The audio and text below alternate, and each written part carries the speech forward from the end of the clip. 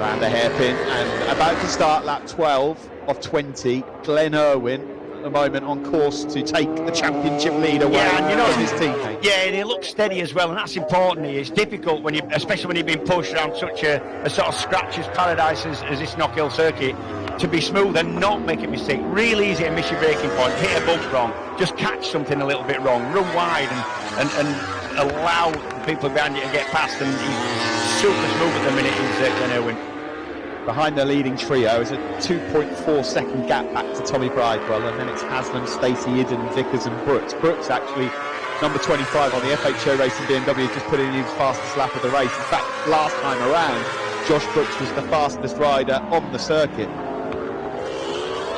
Storm Stacey still nipping at Leon Haslam's heels. I think you're right. I think Haslam's doing a tremendous job here to still be holding on to this. This will be hurting, James. Yeah, it will be. Ryan Finner's going well here, recovering from that almost disastrous weaving through the traffic at the hairpin when he misses braking there.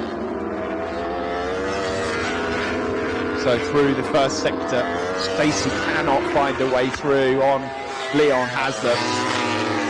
He's making shapes though. You just get the idea. I mean, we can tell you that Storm Stacey is a tall lad, but if you can make it ZX-10R look small, look tiny. Yeah, no, he's a tall lad. Yeah, he is. So up towards the hairpin, can Storm Stacey finally fish his way past Haslam? No. Haslam really solid on the brakes. Still no change out front. It's still Glenn Irwin managing this race really well. When you spoke to him on the grid, he is, we've said it all year long, he's just completely different in terms of his character. He used to be a little, I wouldn't say a joker, but there used to be a bit more to a grid walk with you, with Glenn, and now he just looks like there's something else in his eyes. He said to me before the season started that this was his season, he had everything he needed, he knew that, he knew the circuits, the bike was good, he trusted the team implicitly, and he said this is my year and I need to take it, and maybe that's it. Not that he wasn't taking his racing seriously, but you're right, there's something changed about him this year. Well, step one towards an Indian on Sunday night, going to plan so far.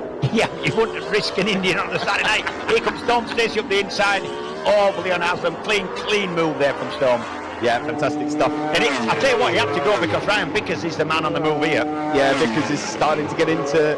Oh, and Haslam back straight away, and here comes Christian Idden. Idden's now having a look up the inside of Ryan Vickers. They're all getting close and personal here in the fight for 5th place. Oh dear, this is a big crash here. Brad Perie's bike is on the tyre wall. Perie himself is in a bit of bother.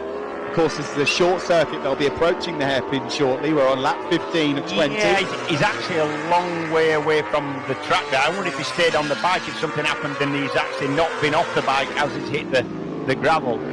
So there'll be yellow flags out here to indicate that you cannot overtake. Try and get yourself in line. They're all safely through there as Bradley Perie receives treatment. We begin lap 16 of 20.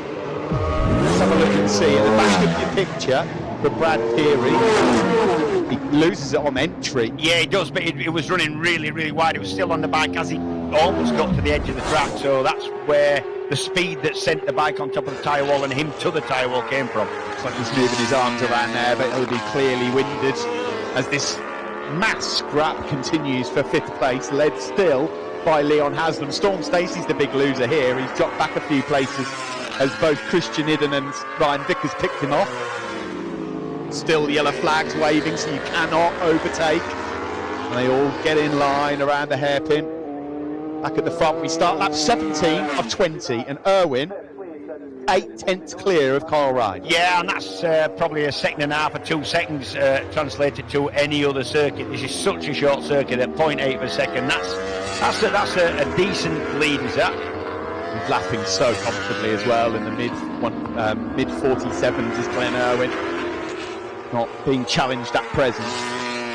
Vickers number 7 there, fighting off the interests of Storm Stacey. Lee Jackson has gone through on Josh Brooks as well, number 14 on that lime green FS3 Racing Kawasaki. Yeah, I think Lee Bob Jackson, the man with the fluorescent coloured helmet on the green Kawasaki, is going to be a little bit disappointed about how the weekend's going so far. He's run really strong. He's run strong everywhere in the past, as Lee Bob. He's a good solid rider, but certainly here at Knockhill he's had good results in the past. Lap 18 of 20 has begun. Irwin in control out front, 8/10 clear of Ride, then it's O'Halloran in third. At the moment, Tommy Bridewell in a bit of a lonely fourth place, and then there's this group of 6 riders all fighting for 5th place. There's a nice move. Lee Jackson saw the door open there from Storm Stacey and goes through. If he stays like this, O'Halloran will start from pole in the next race. Yeah, and this will be another step forward for O'Halloran in what has been a difficult start to the 2023 season. Yeah, I think it just feels like he's finding a little bit of form and maybe just a little bit of luck as well, which he's been well short of in the past, hasn't he?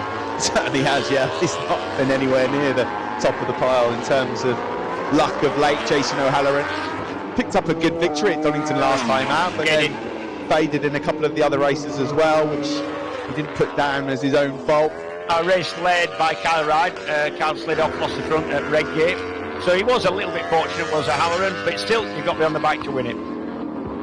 This year is going to all be about consistency. However, with the new points format, O'Halloran's still got a lot of work to do. He's 49 points down coming into this one, and you don't get a lot of points back. Yeah, because you're not getting as many points. Yeah, that's This is your front row for tomorrow. It would be a Yamaha lockout of the front row. O'Halloran, Vickers and Ride would be your front row. It's Christian Idden.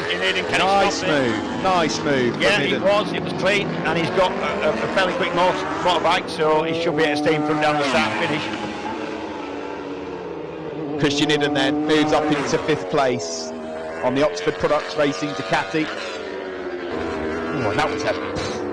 What Lee Jackson was thinking about a lunge and then backed out of it last minute. And then gets lunged by Josh Brooks. Christian Idden will be very happy with this. Spoke to him earlier on. He said that he just couldn't work out what wasn't really going right. He said this bike just doesn't feel like mine yet. Exactly. They said they made some progress at Donington, and in the last race at Donington felt like he had a bike that was capable of doing what he needed to do. So this is not bad from him. He's salvaged something from this and looks like he's got a bit of a feeling. Glenn Irwin wins here handsomely in British Superbikes. He made that look easy, and it's not here at Knockhill. Brilliant victory for him ahead of Kyle Ride, with Jason O'Halloran claiming 3rd. Tremendous stuff from Irwin, from pole to the checkered flag without really being bothered. Comfortable throughout. Yapping over you when you were trying to get the race pre-testing. That's unlike you, James. I spent a year and a half trying to get you to shut your trap. Just wave. Brilliant win though for Irwin. He'll love that. That's his 3rd victory of the season, and as a result of that, he will take the championship lead away from his teammate Tommy Bridewell. You know, the ominous thing for everybody else is the fact that Ducati, and especially both Ducatis, both being monster Ducatis, are doing it at places where you would never have a Ducati down for doing that. Yeah. Silverstone and here are the two where you wouldn't have them down for a win. Yeah, that is very true. He's done a fine job as Glenn Irwin, and that is worrying for the opposition.